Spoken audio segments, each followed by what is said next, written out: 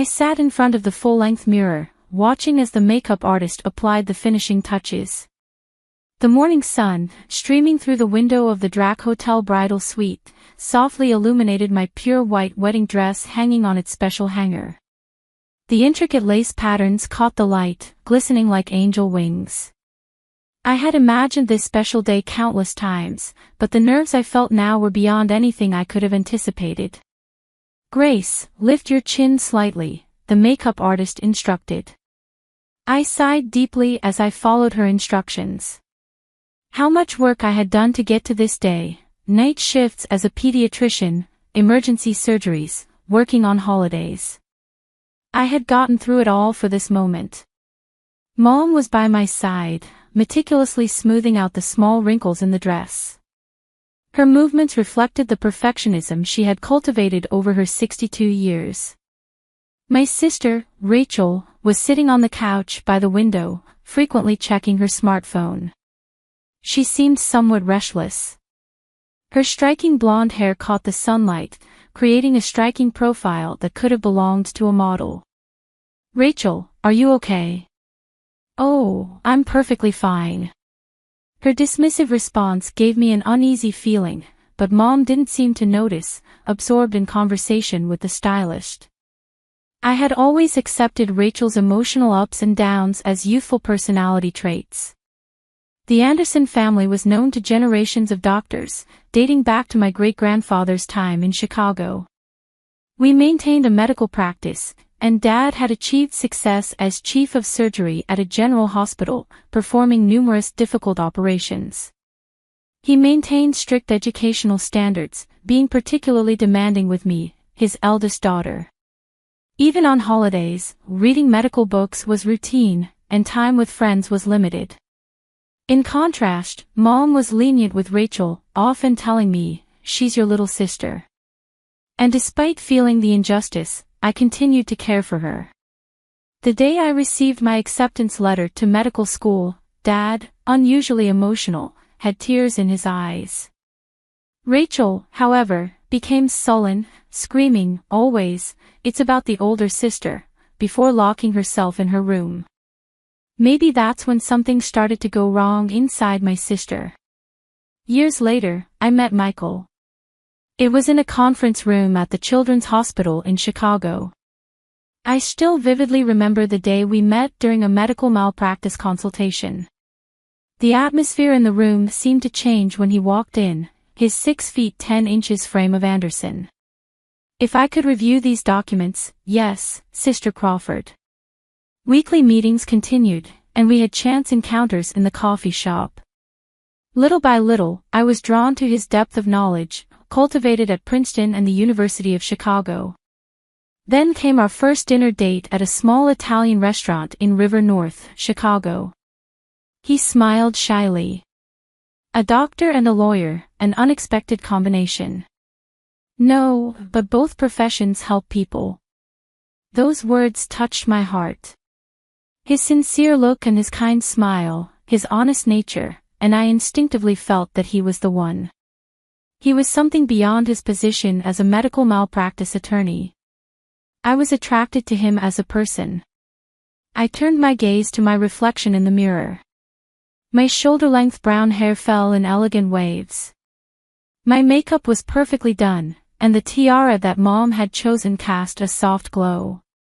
The ceremony was about to begin, but I couldn't shake my worry about my sister's behavior. She kept checking her phone, sighing, fidgeting.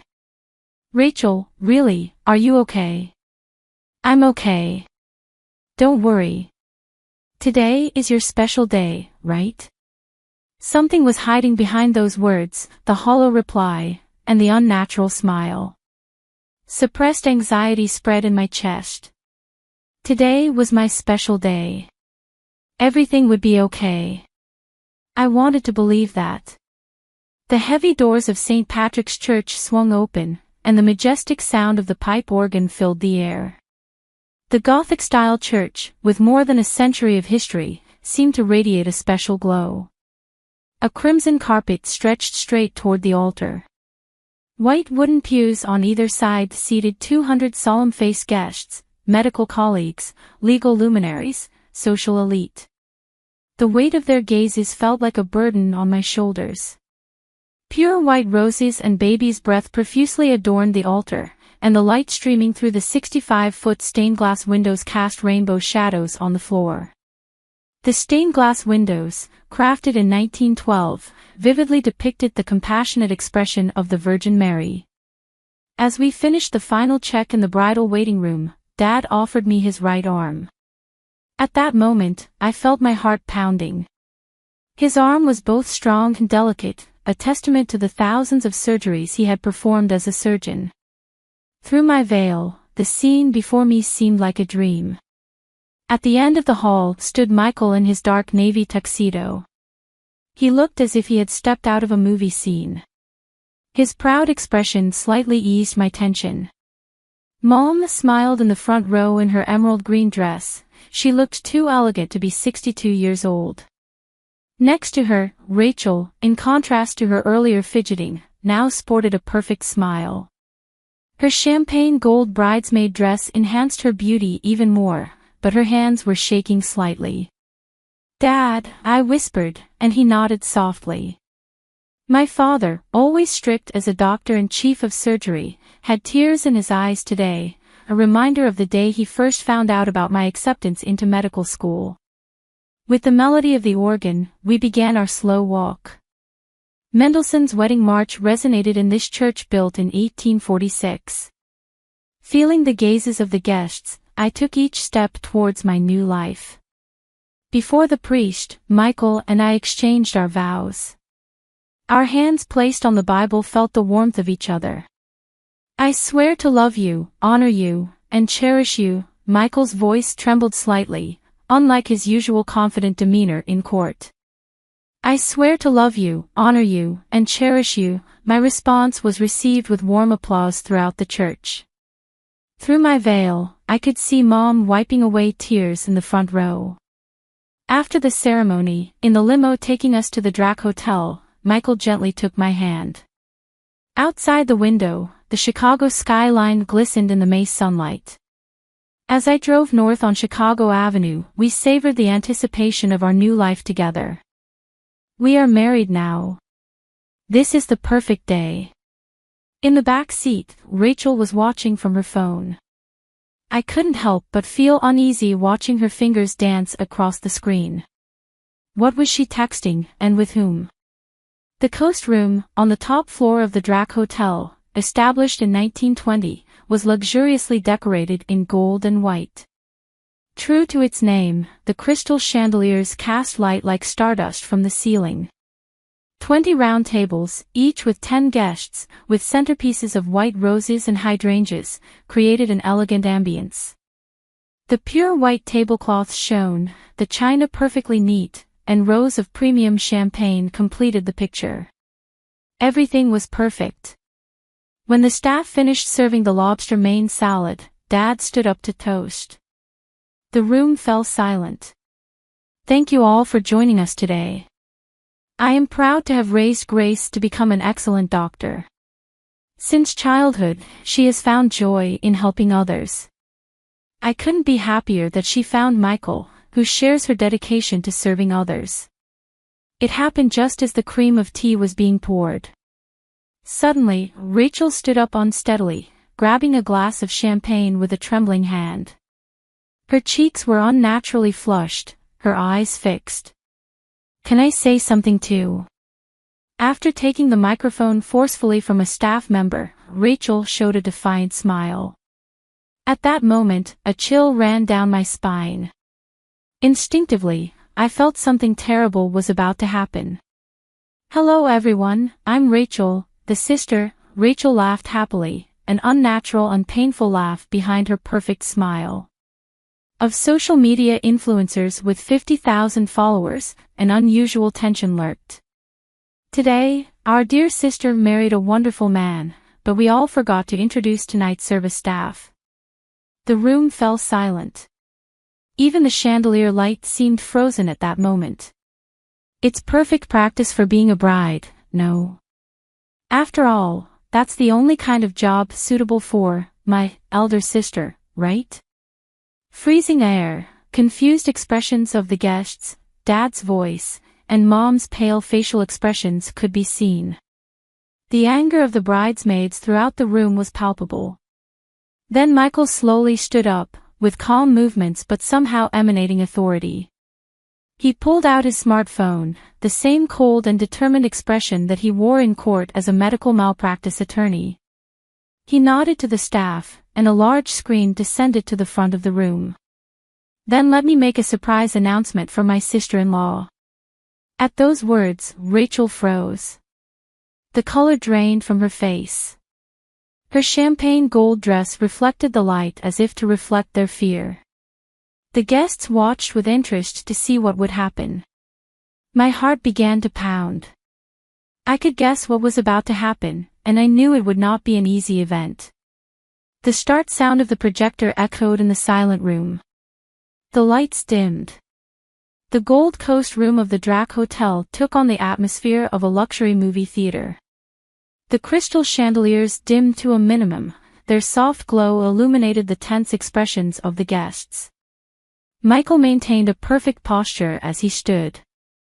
His usual gentleness was gone from his expression, replaced by the sharp look he displayed in court. His fingers moved over his smartphone with the precision of a pianist. Actually, during the preparations for our wedding, Rachel has been making inappropriate advances towards me.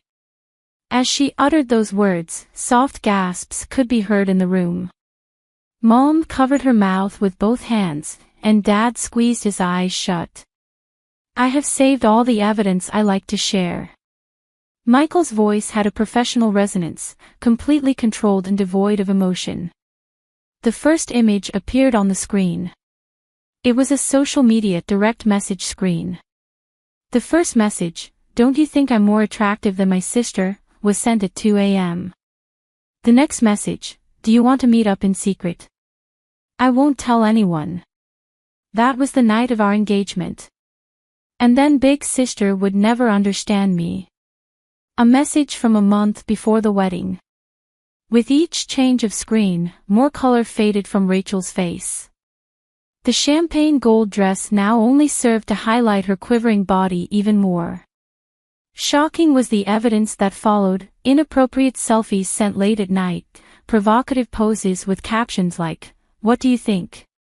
So, when that photo appeared, Mom let out a little scream. Michael's response to all this: "This is inappropriate. Please refrain from such contact. I will never betray Grace. If this continues, I will have to take legal action." His responses were consistently calm and professional. They served as both warnings to her and to protect himself. Each time I saved these messages and photos and reported them to Grace. At Michael's words, the guest's attention turned to me. I nodded silently. However, for the sake of family peace, Grace did not want to make this public until the very end. She believed in her sister. Those words seemed to break Rachel's last defense. "No, that's not true." She suddenly stood up and screamed. Her voice no longer belonged to the well-known social media influencer, like a society darling. It was the voice of the girl who used to cry for my successes, are all lies. All her words faded away as she collapsed on the floor. Her luxurious bridesmaid dress spread out like flower petals.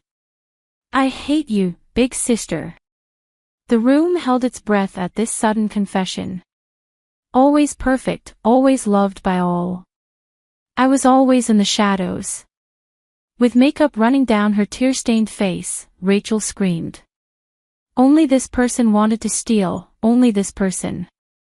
Her confession continued like years of festering wounds that burst forth at the same time: childhood jealousy, the humiliation of my acceptance into medical school, and his twisted obsession with my fiancé.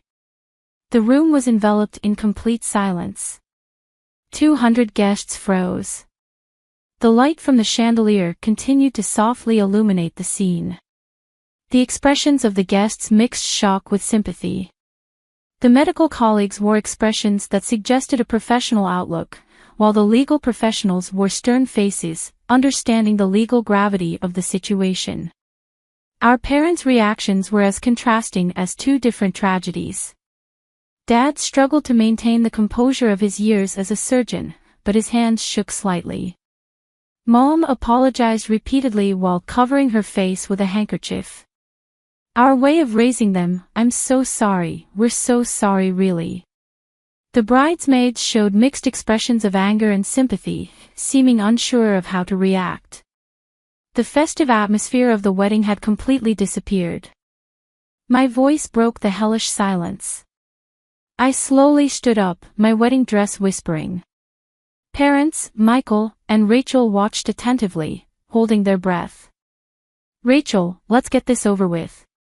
My voice resonated calmer than I expected. My experience as a pediatrician, keeping my composure in countless difficult situations, always supported me. I have cared for you because you are my sister, but I cannot forgive what happened today. I pronounced each word with clarity. This is your last warning, never come near me again. We said our goodbyes there, not even a final glance at Rachel was necessary. At 4 p.m., we returned to the Gold Coast room. The atmosphere had already changed significantly. Warm applause greeted us and the expressions of the guests showed understanding and encouragement. Our graceful first dance began, and Ada Atlas played. James Michael gently guided me. We will get through everything together from now on. I smiled and responded to his words, yes, I will be fine with you. As closing time approached, our parents made modest farewell waves, and the final family photos were taken without Rachel. Those photos seemed to be missing something important or perhaps freed from something unnecessary. The guests approached us one after another with words of support. You handled it wonderfully. True happiness begins now. Finally, a pure white limousine was waiting for us. Walking through the rice rain, I was sure that what we lost today was significant, but what we would gain from now on would be even greater. Before our honeymoon, an Amari, we held hands as we entered the limo. A quiet residential area in the suburbs of Chicago. Spring flowers bloomed in the garden, surrounded by white picket fences. The Sunday morning sunlight was filtering nicely through the kitchen counter. It was approaching 1 year since our wedding. Our first anniversary was coming up soon. I looked out at the garden outside as I made the coffee. The tulips and sweet peas swayed in the wind like a festive dance. Time has flown by. Michael looked up from his newspaper and smiled softly. On Sunday mornings, his expression was always softer. No trace remained from his sharp gaze at the court, only the kind face of a husband. Over breakfast, we talked about our plans, having children someday, career prospects, and renovation plans for the new house. This ordinary happiness has become our daily life over the past year. Our relationship with my parents had gradually changed as well. Monthly Sunday dinners at their home had become a tradition. Dad had retired from surgery and was now teaching at a university, advising the upcoming generation. Her expression had lost its professional tension, regaining softness. It makes me happy to see them both so happy. Dad always says this with a slight blush. Mom had changed too. Perhaps reflecting on how she had spoiled my sister, now she was working to build a more equal relationship. We are learning from our mistakes. Her words have a deep meaning. Rachel had moved to San Diego, California, had drastically reduced her interior design work, and had made her social media accounts private. She seemed to be living a quiet life, the opposite of her former ostentatious lifestyle. I heard she had started seeing a psychologist. Through therapy, she was examining her self-centered nature and gradually changing. She had started participating in local volunteer activities, learning for the first time to dedicate time to someone other than herself. Then, on Christmas morning, a letter arrived. Dear sister, I sincerely apologize for what happened that day.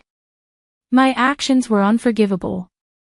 Through counseling, I've been confronting the twisted parts within me, and I believe I'm slowly changing. If possible someday as a family. His shaking hand could be felt on the handwritten letter that gave signs of multiple rewrites on the paper. I sat on the couch by the fireplace, reading that letter over and over again. Complex emotions swirled in my chest: hate, love, longing, anxiety. All these feelings merged into one, creating a whirlpool inside of me. A new family photo adorned the mantelpiece, our parents, Michael, and I. Although Rachel was not in the picture, her letter lay beside the frame. Outside the window, large snowflakes had begun to fall silently. Michael gently held my shoulders as the flames in the fireplace flickered softly. Time can heal some things. True, he nodded silently at my words. Like the flowers that bloom in spring, perhaps wounded hearts can sprout new growth too. Although it is not yet time. One day, the Chicago winter night deepened. The snow continued to fall softly, silently covering the garden of our new house in white. It was as if new pages were being added to our future.